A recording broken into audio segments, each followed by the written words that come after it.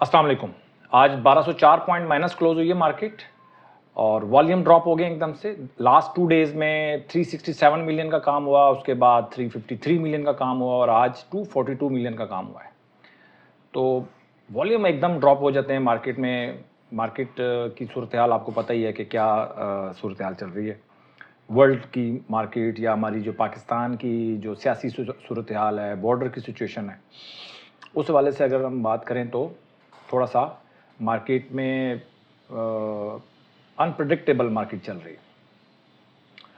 Volume value भी आज कम हुई है, ज़ाहिर बात है। और अगर मैं बात करूं टॉप कंट्रीब्यूटर्स की, तो NATF टॉप कंट्रीब्यूटर्स में आज हमारे, और OGDC, BWLC, MCB, थल, और जिन्होंने नेगेटिव कंट्रीब्यूट किया उनमें UBL, हब पावर, मारी, एंग्रो एच, HMB, HBL और नेशनल बैंक। तो ये सूरत हाल है।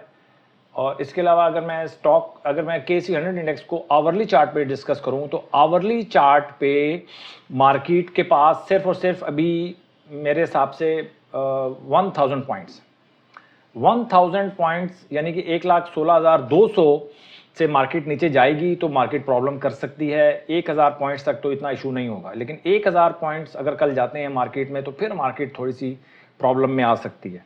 तो 1,16,200 सपोर्ट है। और मैं फिर वही बात करता हूँ कि हमें किसी सपोर्ट की हमें ज़रूरत नहीं होती। हमने किसी भी मार्केट की सपोर्ट का सहारा नहीं लेना, सपोर्ट की सपोर्ट नहीं लेनी। ठीक है, मेरा ये जो चैनल बनाने का मकसद यही है कि हमें कभी भी किसी मार्केट की सपोर्ट हमें नहीं चाहिए। हमें ऐसी स्ट्रेटजी चाहिए होती है जो कि हमें मतलब मार्केट की डिपेंडेंसी हमें नहीं चाहिए। मार्केट नीचे जाए तो हमने अपने लॉसेस को मिनिमाइज़ रखना है, और मार्केट ऊपर जाए तो हमने अपने प्रॉफिट को मैक्सिमाइज़ करने की कोशिश करनी है। यही एक हमारा बेस है हमारी ट्रेडिंग की, इसी के ऊपर हमने काम करना है। कोई भी ऐसी स्ट्रेटजी या आपका कोई भी ऐसा एक्शन जो आपके लॉसेस को मैक्सिमाइज़ कर सकता हो, उससे आपने जान छुड़ानी है। और ये आपने खुद सोचना है कि मार्केट के गिरने से अगर आपके स्टॉक को बहुत ज़्यादा फ़र्क पड़ सकता है या आपके पोर्टफोलियो को फ़र्क पड़ सकता है, तो फिर आपको अपनी स्ट्रेटजी के बारे में सोचना है। ठीक है, अच्छा जी। अब इसके बाद हम चलते हैं कैटेगरीज़ की तरफ। आज मैं कुछ डिस्कस करूंगा लॉन्ग टर्म इन्वेस्टर्स के लिए। कुछ स्टॉक्स हैं, सिनर्जी, FFL, टेलीकार्ड और KOSM, 4 स्टॉक्स हैं। मैं फॉर एग्जाम्पल एक मिसाल के तौर पर मैं आपसे डिस्कस करूंगा। तो एक नया टॉपिक है, देखते हैं इसको। तो सबसे पहले जो कैटेगरीज़ के हवाले से अगर मैं बात करूं, तो कैटेगरीज जी, JHNI की आज अलर्ट कैंडल बनी है। मीज़ान बैंक 281 से ऊपर जाएगा तो आपने बाय करना है। अलर्ट कैंडल इसकी जिंदा है, 3-4 दिन हो गए। NCPL कैटेगरी A में है लेकिन अलर्ट कैंडल नहीं बनी। सुइनार्थ का हमारा स्टॉप लॉस हिट हो गया है, तो इसको आवरली में मैं ले गया हूँ। और इसी तरह एटलस होंडा का भी स्टॉप लॉस हिट हो गया है, तो हम इसको भी आवरली में ले गए हैं। पावर सीमेंट वैसे ही अच्छा चल रहा है। और इसके अलावा जो ब्लू मेरे हैं, इनमें तो पोजीशन मेरी चल रही है, तो हैं ही अच्छे। जैसे कैटेगरी A+ में FCEPL है और नेशनल फूड है। बाकी कैटेगरी B में कुछ स्टॉक्स हैं। MLCF को भी मैं आवरली में ले गया हूँ, कैटेगरी B में है। तो और नेशनल बैंक को भी आवरली में ले गया हूँ। मेरा ख्याल था कि मैं कैटेगरी A वालों को ही आवरली में रखूँगा, लेकिन चलें B तक, जो आवरली में है वो B तक हो सकते हैं, C में नहीं जाने दूंगा मैं उनको। C में जाएंगे तो वो फिर आवरली से भी निकल जाएंगे। तो जिनकी अलर्ट कैंडल बनी है उनमें मीज़ान बैंक है। MEBL 281 से ऊपर जाएगा तो आप बाय करेंगे। GL गाल 508 से ऊपर जाएगा तो आप बाय करेंगे। 3-4 दिन हो गए हैं इनकी अलर्ट कैंडल्स बनी हुई हैं, ना डेड होती हैं अलर्ट कैंडल्स इनकी, तो जिंदा है। और UBL आवरली में काम करेंगे आप, और PSX को भी आवरली में काम करेंगे। ये भी, इसकी भी PSX की भी जो कैंडल है वो डेड नहीं हो पा रही डेली वाली, तो इसलिए हमने इसको आवरली में रखा हुआ है। गैलेक्सो भी आवरली में है और निशात मिल भी आवरली में। तो ये है जी सिचुएशन। और आवरली में जब आप ट्रेड करेंगे तो TKT के अंडर करेंगे। और अगर आपको TKT स्ट्रेटजी के बारे में नहीं पता, आप नए हैं इस चैनल के ऊपर, तो आप जाएं और एक अलग से मैंने एक प्लेलिस्ट बनाई हुई है, 4 एपिसोड्स हैं, 4 से 5, वो आप देखें, आपको बहुत सारी चीज़ें क्लियर हो जाएंगी। और अगर आप ग्राफ नहीं देखते तो फिर भी आपको इस चैनल का फ़ायदा नहीं होने वाला। ग्राफ देखना पड़ेगा आपको। अगर आप इस चैनल से कुछ फ़ायदा उठाना चाहते हैं, आपको ग्राफ पे जाना पड़ेगा, 2-3 इंडिकेटर्स लगाना के सीखना पड़ेंगे आपको। वो टीकेटी की जो मेरी 4 से 5 एपिसोड्स हैं वो देखें, ग्राफ आप लगाएं। जो ग्राफ नहीं लगाते ना, देखें जो आज तक उन्होंने ग्राफ नहीं लगाते और ग्राफ को नहीं देखते, तो वो आपने कमेंट सेक्शन में लिखना है कि जी हम ग्राफ नहीं देखते। तो उससे मुझे अंदाज़ा होगा कि मेरी ऑडियंस जो है उनमें से कितने लोग हैं जो ग्राफ नहीं देखते। तो कमेंट आपने लाजमी करना है, घबराना नहीं है। और मैं कोशिश करूंगा यार किसी तरह जो लोग ग्राफ तक नहीं पहुंच पाते ना, उनको मैं ग्राफ तक पहुंचाऊं, क्योंकि ग्राफ तक पहुंचेंगे तो उसके बाद ही काम स्टार्ट होगा। ग्राफ तक नहीं पहुंचेंगे तो बड़ा मुश्किल है। सही है, क्योंकि हमारे सारी इंडिकेशंस जो आ रही होती है ना मार्केट के बारे में, वो सारी की सारी ग्राफ पे नजर आ रही होती हैं। आप खुद देख सकते हैं। आपको मैं मछली पकड़ना सिखा रहा हूँ, मछली पकड़ के आप कहते हैं यार कोई मछली पकड़ के दे दे मुझे, तो ठीक है, किसी हद तक तो हो सकता है जब तक आप नहीं सीखते, लेकिन जब सीखना बहुत ज़रूरी है, नहीं तो आप कब तक कोई आपको मछली पकड़ के देगा आपको। ठीक है, तो अब हम चलते हैं ट्रेड की तरफ। तो ट्रेड में हमारे पास इस वक्त आज जो हमारे स्टॉप लॉसेस हिट हुए, सबसे पहले मैं वो डिस्कस कर लेता हूँ। Atlas Honda, national bank, maple leaf cement, सुई नॉर्थ, सुई साउथ और पाक इलेक्ट्रॉन। देखें, अब ये बड़ी इंपॉर्टेंट है, बात समझने वाली है। 24.77% प्रॉफिट हो रहा था मुझे एटलस होंडा में, मैंने 20% पे मैंने निकल गया। इसी तरह 11% मुझे प्रॉफिट हो रहा था नेशनल बैंक में, मैं 3% पे निकला हूं। ठीक है, इसी तरह 8.40% मुझे प्रॉफिट हो रहा था मैपल लीफ सीमेंट में, मैं 2% पे निकला हूं। इसी तरह 4% पे मैं निकल गया हूं सुई नॉर्थ पे माइनस में, और सुई साउथ को 4% पे निकला हूं। और पाक इलेक्ट्रॉन 2.5% मुझे प्रॉफिट हो रहा था, मैं 4% माइनस पे निकला हूं। तो ये बड़ी इंपॉर्टेंट है, इसको समझें कि मैं किस तरह स्टॉप लॉस को ट्रेल करने की कोशिश करता हूं। मैं प्रॉफिट को मैक्सिमाइज करने की कोशिश करता हूं, तो इस वजह से थोड़ा मुझे कुर्बानी भी देनी पड़ती है। ठीक है, अच्छा जी, ये हो गया जी हमारी इस वक्त।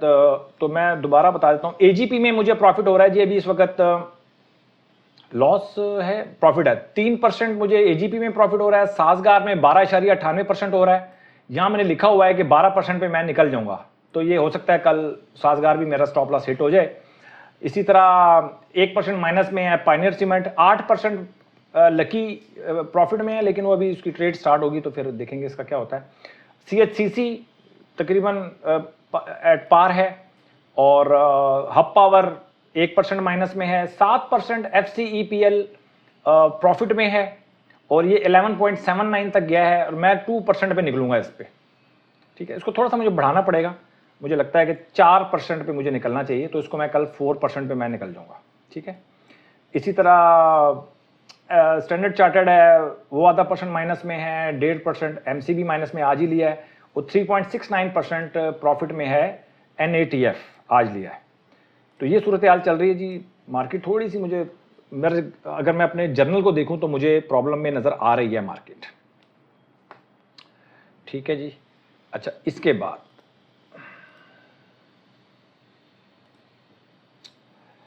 ये तो हो गया हमारा जर्नल। और इसके अलावा हमारी जो अलर्ट कैंडल में दोबारा बता देता हूँ, मिजान बैंक मैंने बताया था, जीएल बताया था, यूबीएल आवरली पे हम काम करेंगे, पीएसएक्स आवरली पे है, गैलेक्सो आवरली पे है, और निशात मिल आवरली पे है।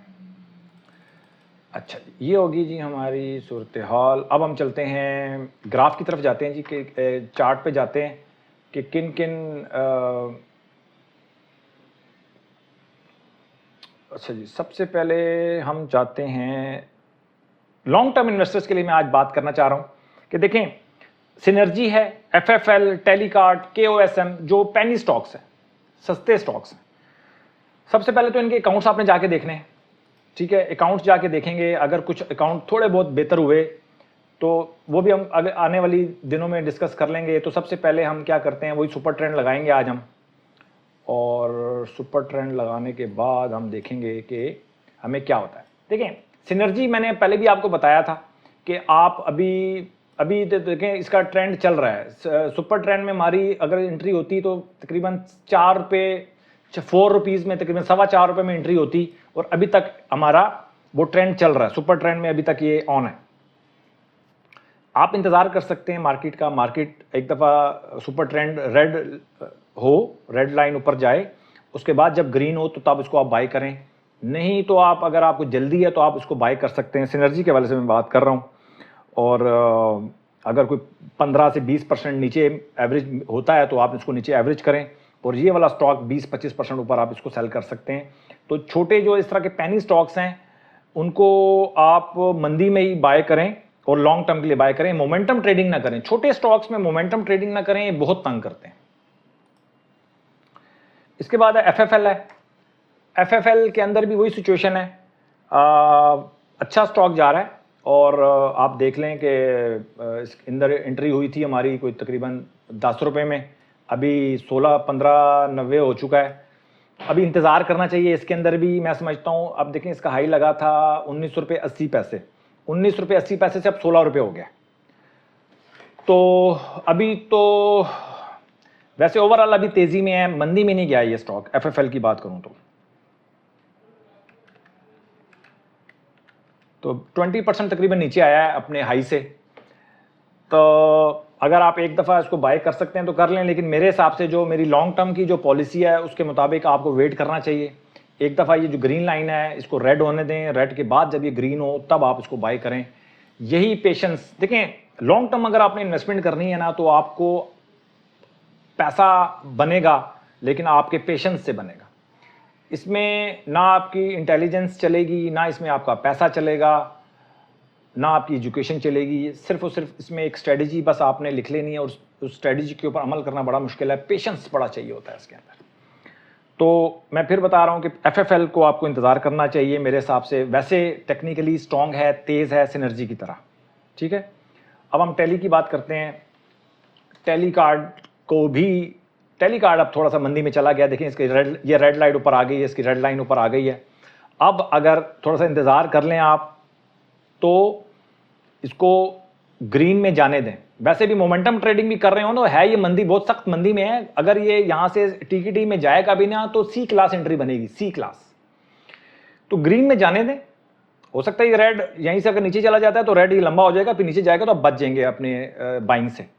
तो एक दफ़ा ग्रीन हो तब इसको बाय करें। 20 से 25%, छोटा स्टॉक है, 20-25%, 50% भी आपको दे देगा, मसला नहीं है। लेकिन इसको एक दफ़ा ग्रीन होने दें, फिर आप बाय करें और एक अच्छा हैंडसम प्रॉफिट रखा करें इस तरह के पेनी स्टॉक्स में। और 50% तो मैंने कहा है कि आप रख सकते हैं प्रॉफिट, लेकिन आप अगर क्विक ट्रेडिंग करना चाहते हैं तो चलें 25-30% भी आप प्रॉफिट रखना चाहें तो रख सकते हैं, ठीक है। टेली कार्ड है। इसके बाद KOSM है। KOSM की बात करूं तो KOSM भी मेरे हिसाब से मंदी का शिकार है और रेड लाइट इसकी ऑन है। रेड लाइट इसकी कब से ऑन है जी? 8 तकरीबन उस वक्त था रेट 8 रुपये का। 8 रुपये से इसकी रेड लाइट ऑन है, 5.9 हो गया, 6 रुपये। आप देखें इसका हाई क्या लगा।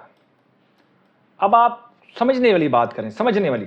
देखें यहाँ से ये ऊपर जा रहा है, ये ऊपर जा रहा है यहाँ से, ये देखें ये यहाँ पर आ रहा है। इस जगह पॉइंट पे फर्ज कर लें मार्केट जा रही हो। अब आपने पेशेंस अगर आप दिखाते हैं, यहाँ पे इसका हाई लगा है 12.73। तो इस पूरे अरसे में अगर आप इंतजार करते कि नहीं यार ग्रीन लाइट है, मैंने बाय नहीं करनी, और मैंने कब बाय करना है कि जब ये रेड लाइन ऑन है, जब ये ग्रीन होगी ना, KOSM में ग्रीन जब लाइट होगी तब आपने इसको बाय करना है। तो टेली कार्ड, KOSM तो वैसी मंदी में अभी आप इनको बाय करेंगे तो प्रॉब्लम में आ सकते हैं आप, ठीक है। सस्ता खरीदने की कोशिश करेंगे और सस्ता होने दें। जब थोड़ा सा उसके बाद बेहतर होगा, मोमेंटम बनेगा इसका, ये रेड लाइन, जो रेड लाइन है, ग्रीन लाइन नीचे आएगी, तब आप इसको बाय करेंगे उस दिन। और KOSM मंदी में है। टेली कार्ड को देखूं ग्राफ मंदी में है, लेकिन थोड़ा बहुत बेहतर हो रहा है, इसका भी आपको इंतज़ार करना चाहिए। टेली कार्ड और KOSM का तो इंतज़ार करना चाहिए। और FFL की बात करूं तो FFL भी मतलब जो है इसका भी इंतज़ार करना चाहिए मेरे हिसाब से। FFL है अच्छा, टेक्निकली FFL स्ट्रॉन्ग है और सिनर्जी टेक्निकली स्ट्रॉन्ग है। FFL और सिनर्जी स्ट्रॉन्ग हैं, लेकिन आपने पेशेंस दिखाना है। और जब तक ये नीचे ना आए, एक दफ़ा रेड उसमें जोन में जाएंगे, फिर जब ग्रीन जोन में जाएंगे वहाँ पर आपने उसको बाय करना है। अगर मेरी बात कोई कुछ टेक्निकलिटीज़ में कुछ मसला है, आपको समझ में नहीं आई, तो मैं इस वीडियो के नीचे जो मेरी लॉन्ग टर्म वाली जो स्ट्रेटजी है वो उसका मैं लिंक दे दूंगा, वो आप देखिएगा जाके लाजमी, ताकि आपको कुछ क्वेश्चंस तो वैसे ही आपको जवाब मिल जाएगा। लेकिन फिर भी अगर कुछ आपके क्वेश्चंस हुए तो फिर आप कमेंट सेक्शन में आप मुझे बता सकते हैं। तो छोटे जो स्टॉक्स हैं, 10 रुपये से नीचे जो स्टॉक्स हैं, वो आप लॉन्ग टर्म इस स्ट्रेटजी के तहत काम करेंगे। मोमेंटम टीकेटी के अंडर आप उसको काम नहीं करेंगे। तो ये थी जी आज की मार्केट के बारे में थोड़ी सी अपडेट। और मैंने कहा ज़रा जो लोग लॉन्ग टर्म इन्वेस्टमेंट करना चाहते हैं उनको भी मैं बता दूं कि कैसे वो लॉन्ग टर्म इन्वेस्टमेंट कर सकते हैं। अपना बहुत ख्याल रखें, अपनी इन्वेस्टमेंट का ख्याल रखें। फिर बार बार बता रहा हूँ आपको कि शॉर्ट टर्म ट्रेडिंग करनी है या लॉन्ग टर्म ट्रेडिंग करनी है, फैसला कर लें जल्द से जल्द, इससे पहले कि आपको एक बड़ा झटका लगे। एक जब बड़ा झटका लगता है फिर आप जहाँ पर पैसे आपके डूबे होते हैं ना, वहीं पर जाके आप पैसों को ढूंढने की कोशिश करते हैं।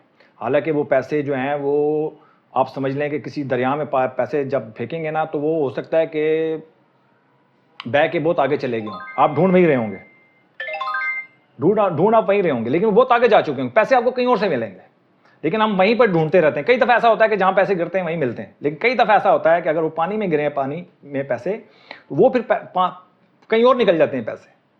ये एक मिसाल मौजूद है, एक मुहावरा है कि जहाँ पर पैसे गिरे हों वहीं पर ढूंढने चाहिए।